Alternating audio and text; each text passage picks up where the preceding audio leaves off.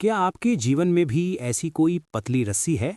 कोई ऐसी पुरानी असफलता या किसी की कही हुई कड़वी बात, जिसने आपको आज भी आगे बढ़ने से रोक रखा है?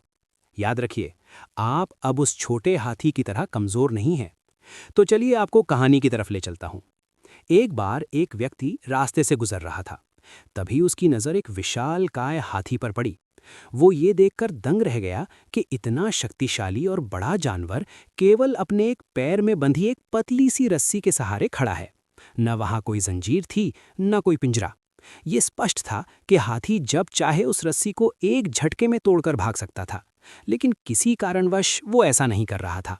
पास ही हाथी का ट्रेनर महावत खड़ा था। उस व्यक्ति ने उत्सुकता से पूछा, महावत जी, ये हाथी इतना शांत क्यों खड़ा है? ये भागने की कोशिश क्यों नहीं कर रहा? महावत ने मुस्कुराते हुए जवाब दिया, जब ये हाथी छोटे होते हैं तब हम इन्हें बांधने के लिए इसी आकार की रस्सी का इस्तेमाल करते हैं। उस उम्र में ये रस्सी उन्हें रोके रखने के लिए काफ़ी होती है। वे बहुत कोशिश करते हैं लेकिन उसे तोड़ नहीं पाते।